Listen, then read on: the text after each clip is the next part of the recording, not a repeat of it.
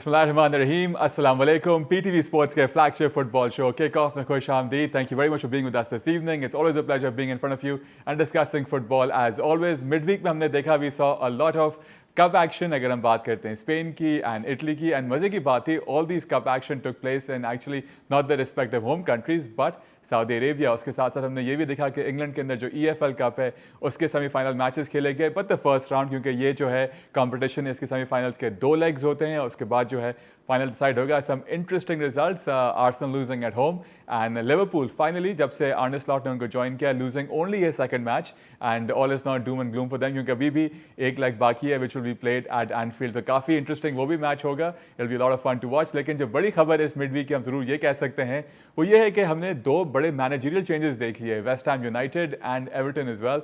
Everton में लग रहा था कि शॉन डाइश जो है वो तकरीबन अच्छे से लेके जाएंगे इस क्लब को और अब जो क्योंकि अगले 4-5 महीने रह गए सीजन के तो उनको चांस दिया जाएगा। लेकिन जो FA कप का एवर्टन का मैच था विद पीटरबरो उससे 2 घंटे पहले ही शॉन डाइश को जो है उन्होंने सैक कर दिया and Everton actually went on to win that match और अब उनको लिंक किया जा रहा है डेविड मॉइस के साथ कि वो ये जो है क्लब को ज्वाइन कर सकते हैं एंड काफ़ी बातें लग रहा है कि एडवांस टॉक्स में बाय द टाइम आप इस शो का रिपीट देखेंगे या अगर आप ये शो यूट्यूब पे देखेंगे तो ऐसा हो सकता है कि शायद डेविड मॉइस जो है फिर से तकरीबन हम कह सकते हैं कि 11 साल बाद इस क्लब को वापस ज्वाइन कर चुके होंगे। तो let's see but lots to talk about today's programme, let's get the show on a roll, lots of action, other stuff to discuss and Barcelona की जो बड़ी स्टोरी है कि Dani Olmo and Pau Victor को provisional जो है इजाज़त मिल गई है टू प्ले फॉर बार्सिलोना लेकिन बाकी जो स्पेनिश क्लब्स हैं वो उनको इसके खिलाफ जो है केस करने जाने वाले हैं। So let's see what happens to that.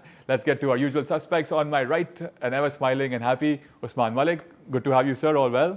Thank you Altamash, बिल्कुल खुशी की बात भी है क्योंकि मैं र्यूमर सुनी कहूँगा कि इलॉन मस्क के जो फादर हैं उनका इंटरव्यू आया है और उन्होंने ये कहा है कि मेरा जो बेटे हैं वो he would love to buy Liverpool क्योंकि जो उनकी ग्रैंड मदर है वो लिवरपूल से, उनके रिलेटिव्स भी वहाँ पे हैं और आप देखें वक्त बदलने वाला है होपफुली। उम्मीद तो यही करते हैं कि दुनिया के जो रिचेस्ट आदमी हैं अगर वो ख़रीद लेंगे लिवरपूल को तो मैं समझता हूँ it's gonna be a power house. Still they are a power house but let's see, fingers cross, I hope ऐसा हो। जो हाल एक्स का हुआ है बस ऐसा लिवरपूल का ना हो जब से उन्होंने उसको खरीदा है। नहीं, होपफुली नॉट। फिर ऐसे तो स्पेस एक्स की भी हम बात कर सकते हैं और भी बहुत सारी बातें कर सकते हैं, नो डाउट देखने वाली बात होगी। पर दूसरी तरफ आपने एवर्टन की बात की जो बिल्कुल ही लिवरपूल के जो डाबी हम कह सकते हैं। होजे मोरिन्यो की भी कुछ रूमर्स थे but not really sure about it. उसको तो गंभीरली कॉश कर देगा ना, वहीं से स्टेटमेंट आ गया कि अब देखते हैं डेविड मॉइस जो थे वो he was part of Everton for a very long time और मेरे ख्याल में 10 साल का या 12 साल का उनका स्टंट था। अब देखते हैं अगर वो आते हैं तो it's gonna be I think good for Everton also, good for the city overall. हमारी बचपन की यादें ताज़ा हो जाएंगी कि हम जब छोटे थे उनको हम एवर्टन में देखते थे। बिल्कुल सही बात है। चलते हैं लतीफ़ की जानिब। How are you sir? All well, good to have you back. All well, thank you for having me Altamish. 2 बड़ी ये जो सैकिंग्स हुई हैं लोपेटेगी के लिए तो I was not really surprise, I was expecting it considering the form but लेकिन जो शॉन डाइश वाली जो न्यूज़ थी that came as a surprise to me although उन्होंने टाइमिंग जी टाइमिंग उसके अलावा मतलब उन्होंने प्रेस कॉन्फ्रेंस में इस ड्यूरिंग द वीक कह भी दिया था कि जो नई रिजीम आती है वो अपना फ्रेश मैनेजर लेकर आती है बिकॉज ओनरशिप चेंज हुई थी एवर्टन की। लेकिन 2 घंटे पहले पीटरबरो से जो उनका FA कप का मैच था उससे पहले उनको सैक कर देना काफ़ी अजीब बात थी अल्तमिश। बट लेकिन अगर फॉर्म देखा जाए तो बात दरअसल ये है कि पिछले 10 गेम के सिर्फ 1 गेम जीता था एवर्टन एंड लेकिन ड्रॉज बहुत सारे थे, क्लीन शीट्स बहुत सारी थी। They actually the fans were not happy with the style of play. They had the best defensive record in the league, that is a fact, but they've also scored the least number of goals in the league. तो Altamish but I still feel कि Shaun Dyche is a sort of guy, अगर आपको relegation battle में से अगर बचना है Shaun Dyche can pull off these sort of stunts because अपनी टीम को इतनी जबरदस्त तरीके से ऑर्गेनाइज करते हैं। लेकिन जो David मॉइस I think it's gonna be more of the same. अगर फैंस समझ रहे हैं कि स्टाइल चेंज होने वाला है तो कुछ नहीं बदलेगा, इसी तरीके से डिफेंसिव सॉलिडिटी होगी। इसीलिए उनको वेस्ट हैम से खैराबाद कहा गया था स्टाइल की वजह से, और उन्होंने उनको कॉन्फ्रेंस क्लब जिताया और अब वो ग्राहम पॉटर को लाए हैं। अब उस पर आपके मैं जरूर व्यू लेता हूँ लेकिन पहले सुनते हैं कि जब ग्राहम पॉटर को अनवेल किया गया as a West Ham manager तो उनका क्या कहना था इस अपॉइंटमेंट के ऊपर। Put a ceiling on it. Let's get on the journey with a smile. I think काफ़ी telling ये प्रेस कॉन्फ्रेंस थी ग्रैम पॉटर की, काफ़ी चीज़ें उन्होंने स्टार्ट में ही जो है फ़ैन एक्सपेक्टेशंस जो होती है, मैनेजमेंट एक्सपेक्टेशंस होती है, उन्होंने काफ़ी ये क्लियर कर दिया कि वो चीज़ बिल्ड करने की तरफ जा रहे हैं। इससे पहले वो चेल्सी में थे और 20 महीने के बाद जब after getting sack from Chelsea वापस ही मैनेजरियल रोल में आए, चेल्सी में भी वो चाह रहे थे कि वो चीज़ कोई चीज़ बिल्ड कर सकें, लेकिन इतनी इनकन्सिस्टेंसी थी नई मैनेजमेंट के साथ कि उनको मौका ही नहीं दिया गया। लेकिन यहाँ पे ऐसा लग रहा है कि ऑलरेडी इनकी मैनेजमेंट से बात तय हो गई होगी कि यहाँ पे कुछ बिल्ड करने जा रहे हैं, style of play something similar to जो पोस्टेकोग्लू करना चाह रहे हैं विद स्पर्स, लेकिन अभी तक वो इतनी चीज़ हो नहीं पा रही। So let's wish Graham Potter the best of luck, क्योंकि ये टीम अच्छी है, एक बड़ा क्लब है और ये मैनेजर भी बड़े अच्छे हैं। इनका बड़ा अच्छा स्टेंट रहा ब्राइटन में, जिस तरह से ब्राइटन वापस आई प्रीमियर लीग के अंदर और फिर उसको वहाँ मुस्तहकम हुई वहाँ पे। तो लेट्स सी कि कैसा जाता है इनका stint at West Ham United. Graham Potter कैसे देखते हैं आप इस अपॉइंटमेंट को? बिल्कुल, I think very good appointment. जो इनका स्टेंट था ब्राइटन में और जिस तरह से उन्होंने टीम बिल्ड की और जिस तरह का बजट था और द प्लेयर्स लाइक काइसेडो और हमने मैकएलिस्टर और उनको इंटीग्रेट जैसे किया। और फिर अगर हम बात करें वेस्ट हैम की, बड़ी बेहतरीन टीम है, the kind of spending they did. और फिर हमने ये देखा कि लपतौगी के दौर में जिस तरह का लीकी डिफेंस था, स्पेशली अटैकिंग प्रोग्रेस तो थी, टोटल शॉट्स की अगर हम बात करें थी, वो भी नज़र आ रहा था, लेकिन डिफेंस की हम अगर देखते हैं तो वहाँ पे हमें बहुत वीकनेस नज़र आ रही थी। तो I think he is gonna fix that, he is gonna build the team and he is gonna play from the back, जो उनका एक स्टाइल है। तो लगता यही है कि he is gonna be a success, क्योंकि टीम बहुत अच्छी है वेस्ट हैम की। They have got very good players, उनकी रिक्रूटमेंट बहुत अच्छी है, सिर्फ उनकी परफॉर्मेंस निकालने की बात है। और आई थिंक मैन मैनेजमेंट में I think is very good. और पहला जो ताकड़ा होगा वो होगा एस्टन विला के साथ FA कप के अंदर, जो मुश्किल मैच होगा। कैसे देखते हैं आप लतीफ़? जी अल्तमिश, मैं उस्मान से बिल्कुल एग्री करता हूँ। I think he is a fantastic signing because जैसे हमने पहले बताया, डेविड मॉयस को सैक करने की एक वजह यही थी कि जो स्टाइल ऑफ प्ले था, फैंस बहुत ज़्यादा उससे उकता गए थे। तो एटलीस्ट इनका जो पोर्ट्रे का जो football is gonna be easy on the eye, मतलब fans are definitely gonna enjoy. Is a project manager, he takes time to build teams, उनको थोड़ा अपने आइडियाज को इंटीग्रेट करने में टाइम लगता है। तो अगर ये समझ रहे हैं कि सीजन के एंड में कोई अचानक से कुछ चेंज आ जाएगा बहुत ज्यादा, तो ऐसा नहीं होगा। It's gonna take time. मतलब अगर उनको he is not a quick fix वाले मैनेजर नहीं है लोपेटेगी को। और आई थिंक उन्होंने पहले अपनी प्रेस कॉन्फ्रेंस में ये बात मेंशन भी कर दी, क्लियर कर दिया कि ये ना एक्सपेक्ट करना है कि हम जो है 5 गोल से जीतना शुरू हो जाएंगे पहले ही from the get go. True, I absolutely agree. 9 signings किए थे इन्होंने, और जिस किस्म की टीम का जो स्क्वाड है, स्क्वाड डिजर्व करता है कि अटैकिंग मतलब अच्छा फुटबॉल खिलाया जाए इनको। लोपेटेगी को जो सैक करने के जो चंद मेन फैक्टर्स अल्तमस ये थे कि जो लैक ऑफ डेज था, जिसकी वजह से टीम का मोराल बहुत ज्यादा अफेक्ट हुआ था। प्लस उनके आपस में फड्डे हो रहे थे प्लेयर्स के साथ, टोडीबो हो गया, कुद्दूस हो गया, डिसएग्रीमेंट्स ऑन द पिच भी हमें नजर आए। टोडीबो के साथ तो एक हाथापाई होने वाली थी हाफ टाइम के ऊपर, and those two had to be separated in one match. उसके अलावा अल्टीमेट जो इंस्ट्रक्शंस थे वो बहुत ज्यादा कंफ्यूजिंग थे, बिकॉज जो ट्रेनिंग के अंदर वो जो पोजेशन बेस्ड फुटबॉल खिलाते थे और जो मैच डे होता था उसमें बरक्स इंस्ट्रक्शंस होते थे कि आपने सिट बैक करके डिफेंड करना है।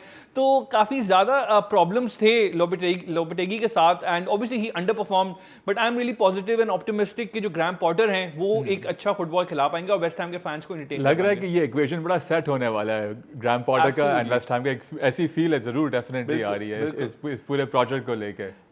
फॉर श्योर अल्तमिश, बिकॉज जो साइनिंग्स की है ना, मतलब कोई रीजन बनता नहीं है फेल होने का। जैसे मतलब अटैकिंग भी बात करें, समरविल को खरीदा था, विंगर जो थे जो ब्रोशिया डॉर्टमुंड से जो स्ट्राइकर आए फुलक्रूग हो गए, उसके अलावा किलमैन हो गए, एडसन अल्वारेज, मतलब ऑल अराउंड द टीम जो है ना, मतलब they have the ingredients to go on. अच्छा, मजे की बात है जो एस्टन विला के साथ क्लैश होगा, दोनों की शर्ट्स भी सिमिलर ही हैं, एस्टन विला की, वेस्ट हैम की, एंड उनाई एमरी सामने होंगे, तो बड़ा अच्छा एक क्लैश हमें देखने को मिलेगा, West Ham versus Aston Villa. लेकिन let's go to the EFL cup right now, और जो मैच काफी सरप्राइजिंगली लिवरपूल लॉस्ट, बड़ा जो मोमेंटम के साथ वो आ रहे थे, ऑल्दो इससे पिछला मैच उनका ड्रॉ हुआ था वर्सेस मैनचेस्टर यूनाइटेड, लेकिन स्पर्स के स्टेडियम पे दे वर प्लेइंग, दे लॉस्ट 1-0। इस मैच के जरा हाइलाइट्स देखते हैं और फिर इसे डिस्कस करते हैं। मैच की इस वक्त हाइलाइट्स देखिए, that's Arsenal versus Newcastle United. लेकिन दोनों मैचेस में एक कॉमन फैक्टर जरूर था, दोनों मैचेस में स्वीड इंटरनेशनल्स ने स्कोर किया था। अगर हम स्पर्स की बात करते हैं वॉज बर्गवेल, और यहाँ पे अलेक्जेंडर इसाक, वो भी स्वीड नेशनल है, to open the scoring for Newcastle United. And जितनी तारीफ की जाए उतनी कम है ऑफ अलेक्जेंडर इसाक। पिछले 15 मैचेस में वो 14 गोल्स कर चुके हैं, ओवरऑल उनके 50 गोल्स हो चुके हैं for this club is well. And Newcastle conceded possession उन्होंने दिया आर्सेनल को, उनके आर्सेनल के पास तकरीबन 70% पोजेशन था इस मैच के अंदर with an XG of 3.22, but nothing to show for it. And अपने ही होम पे वो पहला लेग जो है EFL कप का वो हारते हैं।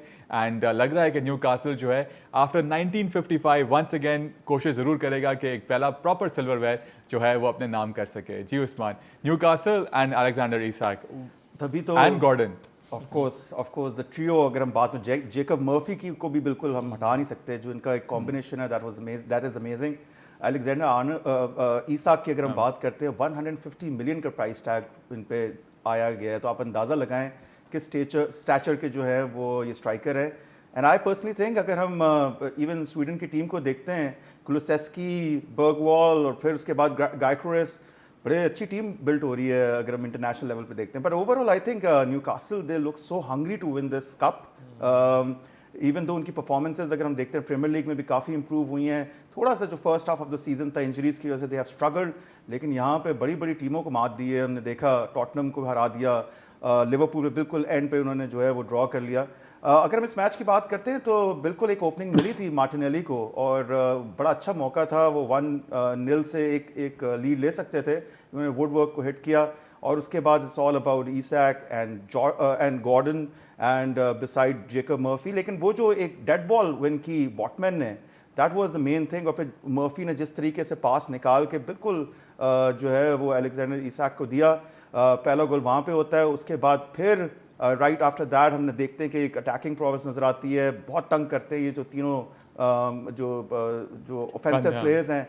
और फिर उसके बाद अगेन जो कीपर से लग के आती है और फिर उसके बाद बड़ा एक खुला चांस मिल जाता है गॉर्डन को।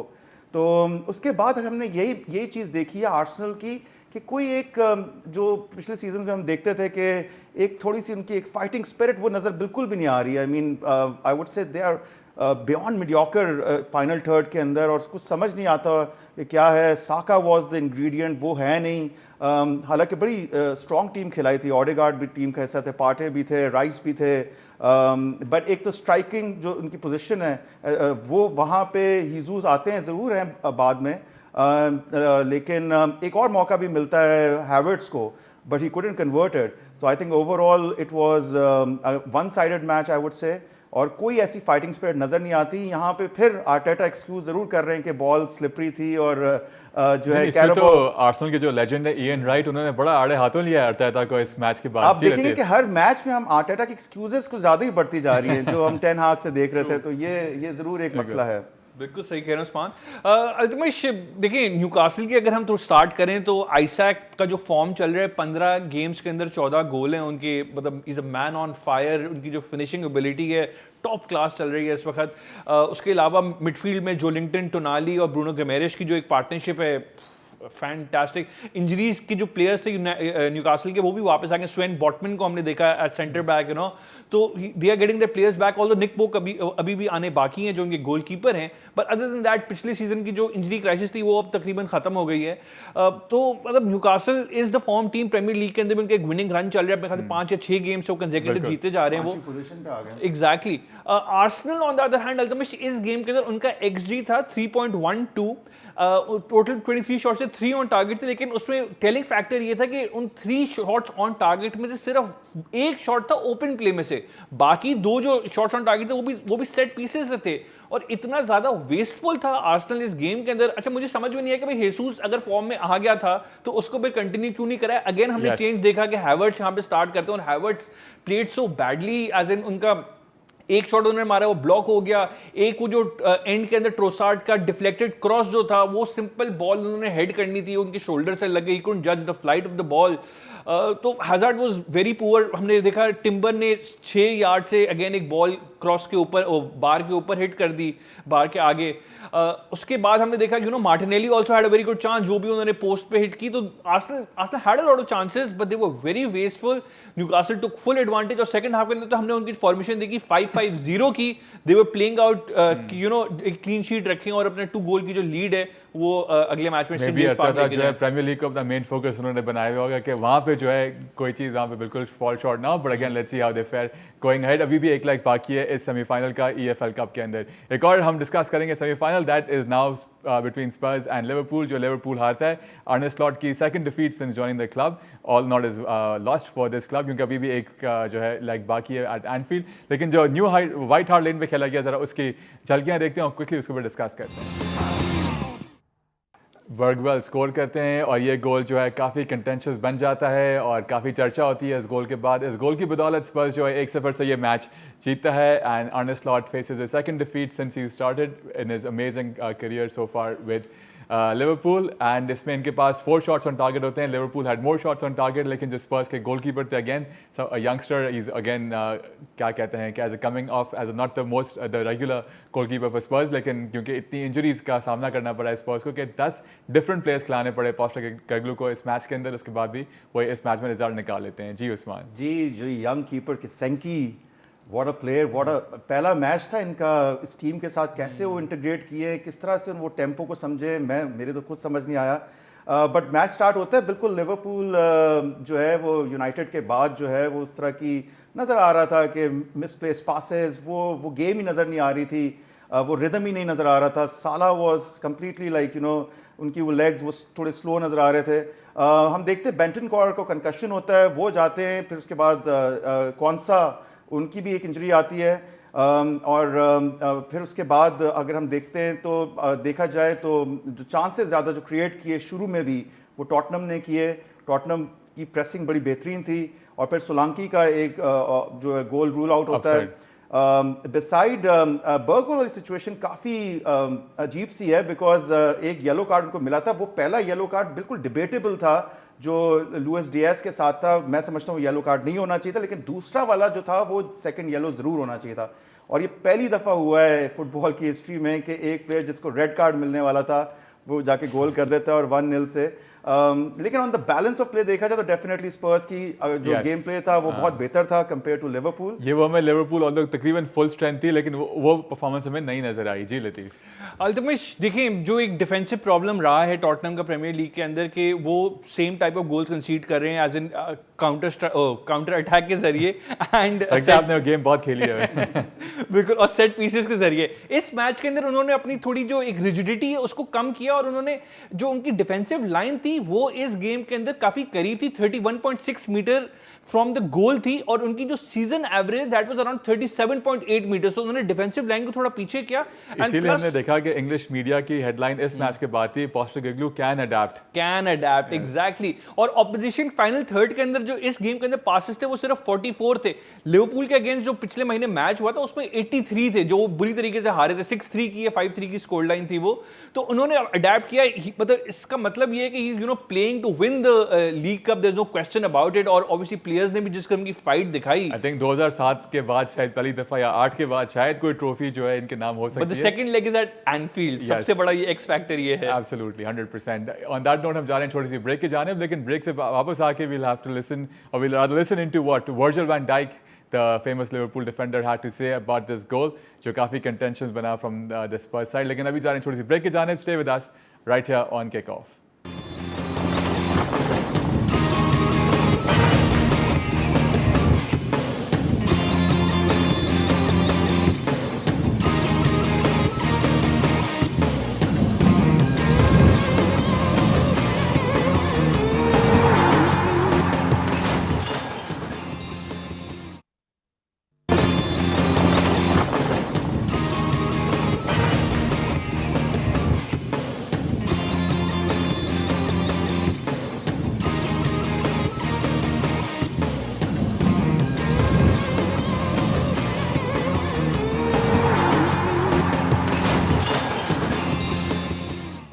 ब्रेक के बाद खुश आमदीद। Thank you for staying with us right here on Kickoff. Break से पहले we were discussing the EFL cup semifinals. जो पहले हमने डिस्कस किया was between Arsenal and Newcastle United, जो न्यूकासल ने 2-0 के स्कोर लाइन से जीता।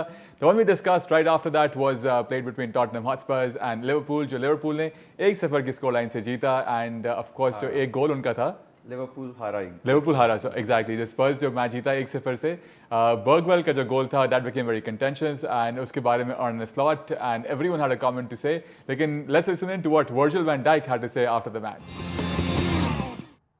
काफ़ी कम अल्फाजों में काफ़ी कुछ कह गए वर्जिल वैन डाइक का उस गोल के बारे में, क्विक कमेंट क्या कहेंगे? मैं सिर्फ ये कहूँगा कि एक स्लोगन है कि ब्रिंग इट होम, फुटबॉल इजाद ही इंग्लैंड ने की है, लेकिन मैं ये समझता हूँ जो रेफरिंग का मेयार है और इवन वीआर की मैं बात करूँ, इट्स सिंपली वेरी डिसअपॉइंटिंग। और आई थिंक ये player you know captain fantastic, जिस तरह की मेहनत, ठीक है एक वो नहीं था, लेकिन अगर ये 10 मैन हो जाता और ये गोल भी कंसीड नहीं हो तो हो सकता है लिवरपूल स्कोर कर देता, तो I think he is very जो डिसअपॉइंटेड। उस्मान जो बात कह रहे हैं, इवन पोस्टेकॉग्लू ने ऑल्दो वो मैच जीते थे, उन्होंने भी बड़ा निशान उठाया इंग्लैंड की रेफरिंग के ऊपर। 100% अल्तमश, हर हफ्ते हम तो देखते हैं प्रीमियर लीग के अंदर जिस किस्म की कंट्रोवर्सीज निकल के आती हैं, एवरी वीक रूटीन बन गया है।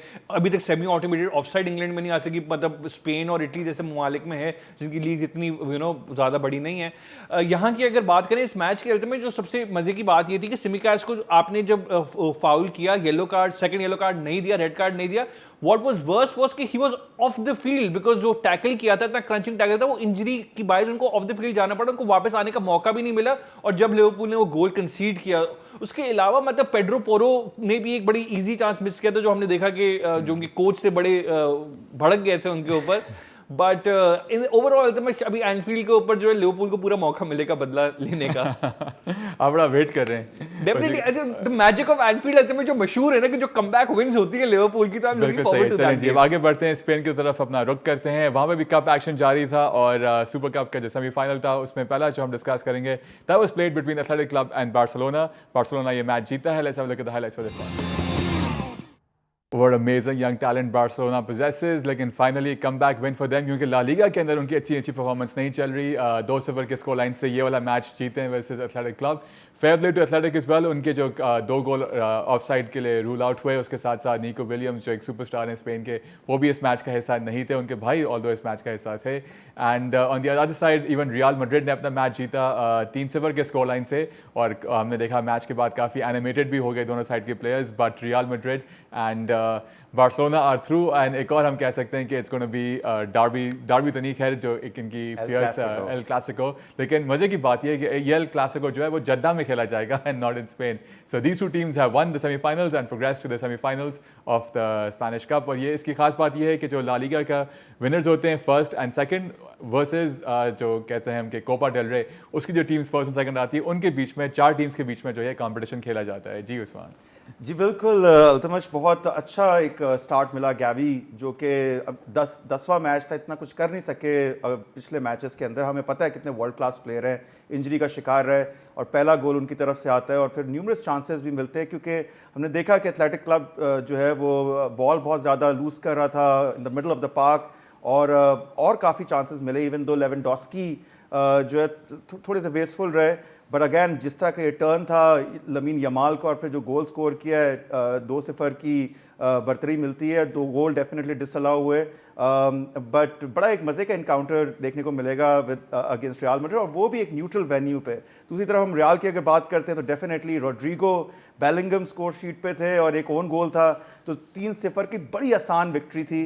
और अब ऑल आइज, लेकिन मायोर्का ने 60वें मिनट तक होल्ड करके रखा रियल मैड्रिड को। बिल्कुल, लेकिन इतनी फायर पावर हमें देखने को मिली। विनीसियस भी उसका हिस्सा थे, एम्बापे भी थे टीम का हिस्सा। एक पूरी जो है हमें अच्छी एक स्ट्रॉन्ग टीम देखने को मिली वो। लेकिन जब पहला गोल एक ओपनिंग हुई बेलिंगम की, उसके बाद फिर मेरे हिसाब से जो है वो 3-0 की जो स्कोर लाइन थी वो काफ़ी एक मैं समझता हूँ कि एक मुस्तहकम स्कोर लाइन थी। मुस्तहकम स्कोर लाइन थी। जी Latif. Altamish, Gavi, what a start by him, मतलब he was playing in almost position at number 10, advance role के अंदर थे। आई थिंक इसीलिए हैंसी फ्लिक इतना ज़्यादा हमें एनिमेटेड नजर आए टच लाइन के ऊपर, वो जब गोल स्कोर हुआ उसके बाद। बिल्कुल पेड्रो और कैसाडो थोड़ा पीछे खेल रहे थे। गोल एंड असिस्ट आती है उनकी। हमने रफीनिया को देखा, उनके पास 1-on-1 चांस था, वो उन्होंने मिस किया। उसके अलावा एक फ्री किक भी थी उनके पास, वो भी वो कर नहीं सके। Barcelona had the chances definitely, but in the end मतलब वो एक comfortable victory आ गई. अब सारी बात फाइनल की है because उनका जो रिकॉर्ड है 14 सुपर कोपा जीत चुके हैं वो, एंड रियल मैड्रिड 13 जीती है. तो अगर रियल मैड्रिड अपना मैच जीतती है, एल क्लासिको जो होगा वो 14th होगा उनका. और जद्दा के अंदर अल्टीमेटली एक चौथा कंसेक्यूटिव रियल बार्सिलोना का फाइनल है. It's perfect for the organisers. इसी बात पे आपने अच्छा भाई कर दिया, क्योंकि मेरा फॉलो अप सवाल आपसे यही होने वाला था. इन माशाल्लाह से both of you travel to watch football games. हम देख रहे हैं कि जो सऊदी प्रो लीग है उसके अंदर वो क्राउड्स नंबर्स नहीं बढ़े despite stars coming in, but in matches के अंदर हमें फुल हाउस मिल रहा है. तो व्हाट इज दैट? ये कहना चाह रहा था, बिल्कुल ऐसे ही है. और हम देख सकते हैं कि ये कितनी बड़ी लीग्स हैं, ला लीगा हो गई, प्रीमियर लीग हो गए. आई होप सऊदी लीग को भी वो जो है वो स्टेटस मिले. लेकिन रोनाल्डो और नेमार तो कह रहे हैं Saudi league is better than the French league. तो फिर लोग क्यों नहीं आते मैचेस देखने के लिए? एवरेज अटेंडेंस सऊदी लीग के अंदर अभी भी 7-8 बने नहीं. हाँ, 7-8 हज़ार की होती है एवरेज अटेंडेंस. एक्सीलेंट जी. चले हम आगे बढ़ते हैं. एंड अब से कुछ देर पहले जो पॉपुलर फुटबॉल वेबसाइट है goal.com, उनके जो फीचर्स के एडिटर हैं मार्क डॉयल, उनसे हमारी गुफ्तगू हुई रिगार्डिंग जो रीसेंट मैनेजरियल सैकिंग्स हुई हैं प्रीमियर लीग के अंदर, जो नई अपॉइंटमेंट्स हुई हैं, and of course the Dani Olmo saga as well. उसके बारे में वो क्या कहते हैं, let's listen in.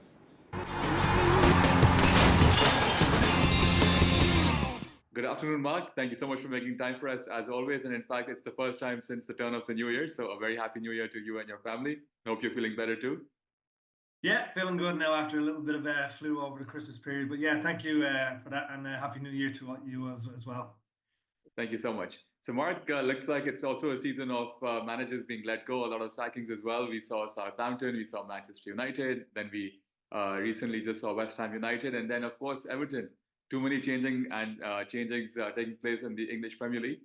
What do you make of the new appointment for Graham Potter at West Ham United? And there's also speculation of David Moyes joining Everton. Yeah, it's interesting. As you said, it's over the Christmas period. It's kicked off a bit of a managerial merry-go-round, and a lot of clubs down the bottom, in particular, are getting quite nervous, understandably, because the risk of relegation just gets greater and greater every season because the consequences are enormous financially. So, not that surprising in that context to see West Ham make a move, because I think myself included actually.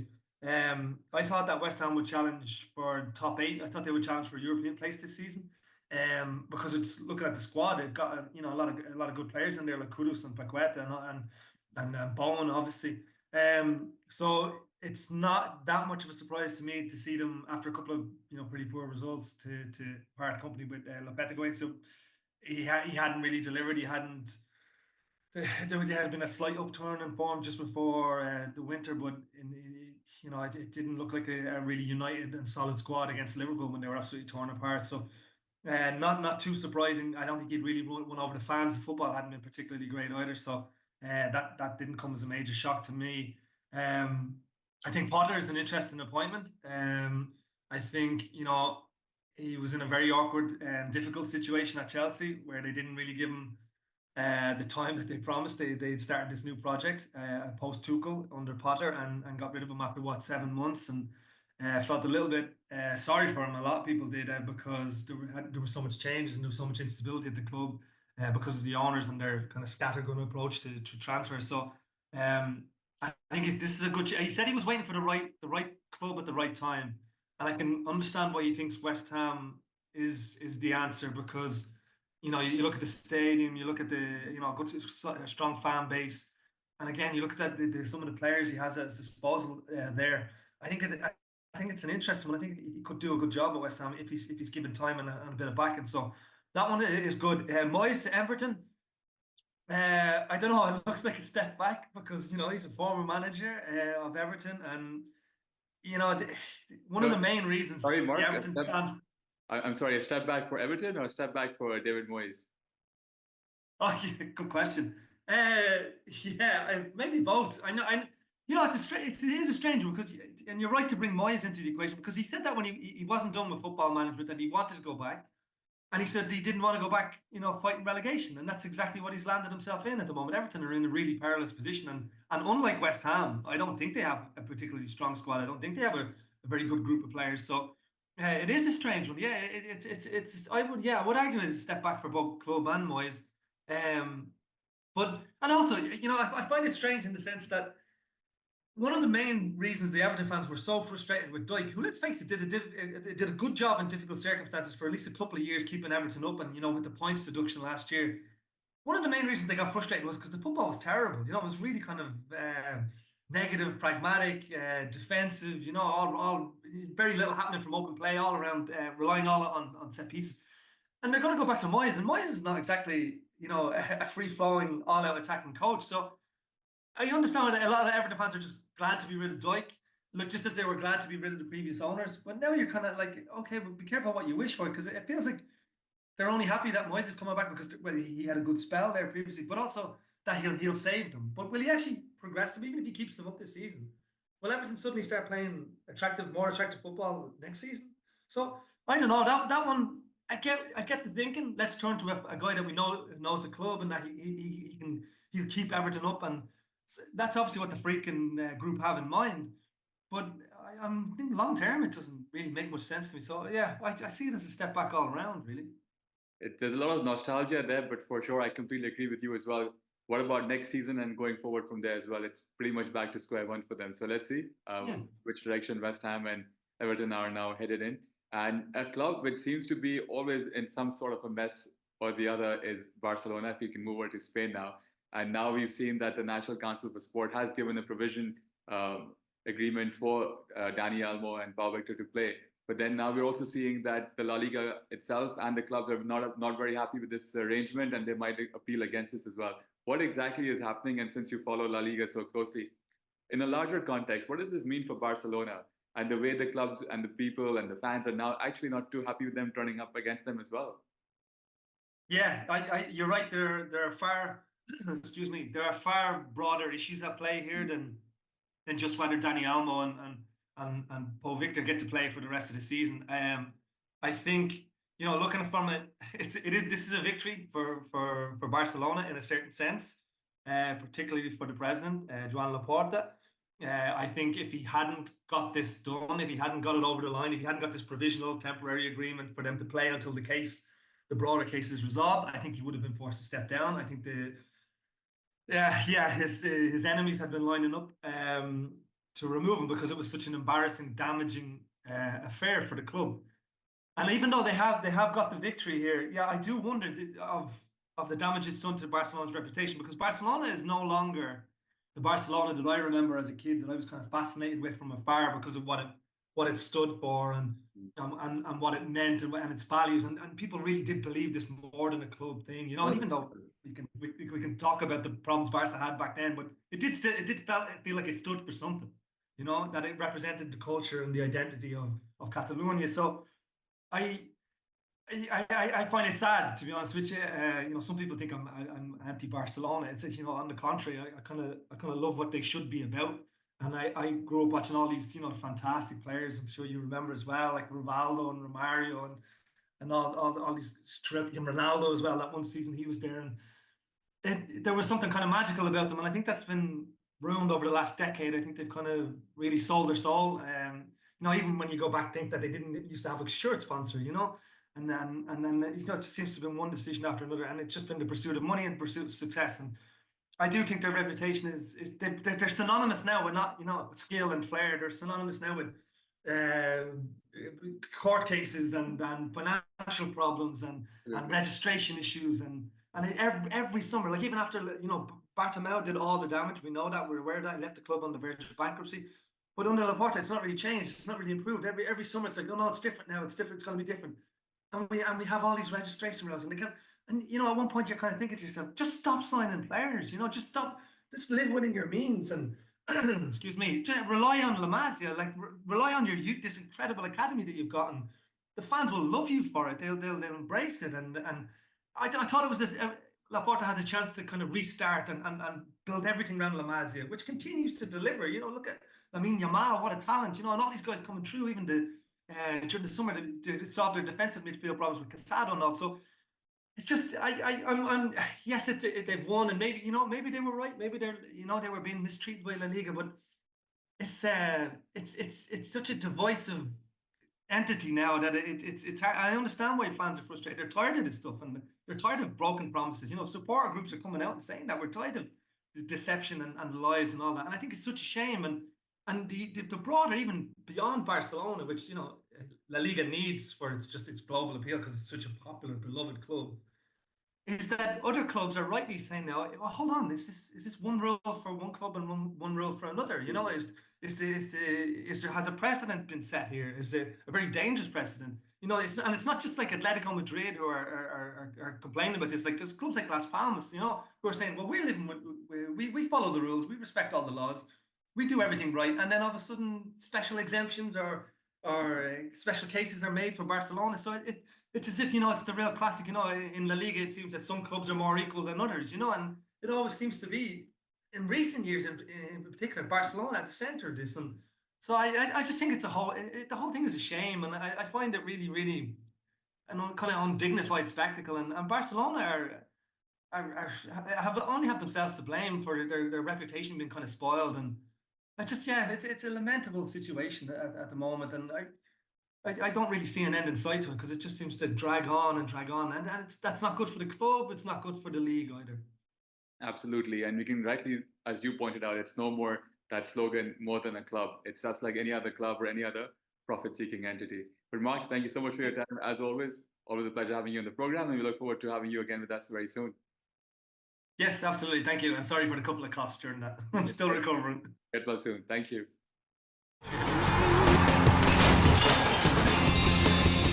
आपने गुफ्तगू सुनी features editor of goal.com Mark Doyle and अब आगे बढ़ते हैं, कुछ नज़र डालते हैं न्यूज़पेपर्स के ऊपर जो यूरोपियन न्यूज़पेपर्स हैं, किस तरह से उन्होंने हमारा जो पूरा वीक का फुटबॉल एक्शन गुजरा कैसे उसको कवर किया. Let's have a look on our screens.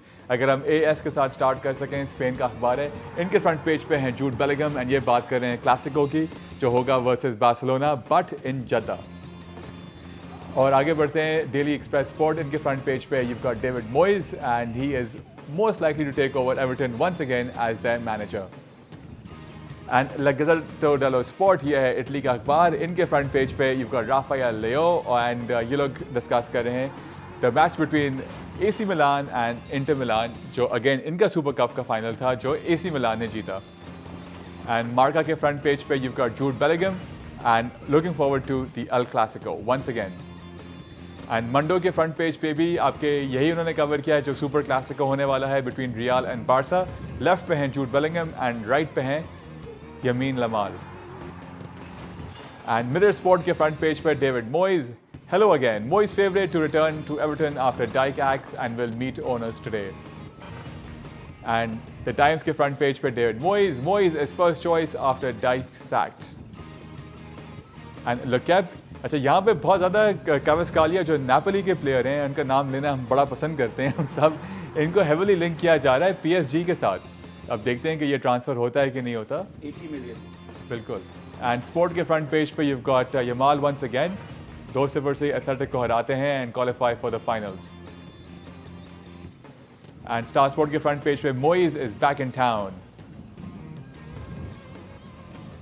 And telegraph के फ्रंट पेज पे again you've got the David Moiz story. अब pretty much लग रहा है कि अब डन ही है कि डेविड मोइज ही टेक ओवर करेंगे एवर्टन को. लेकिन जिस वक्त आप ये शो देख रहे हैं, हो सकता है अगर आप रिपीट में देख रहे हो या यूट्यूब पे देख रहे हो तो ये तब तक खबर जो है हकीकत में बदल चुकी हो और एवर्टन इनको ऑफिशियली एज अपना नया कोच जो है उनको वो अनाउंस कर चुके हों, क्योंकि कुछ ज़्यादा स्पेकुलेशन जो है.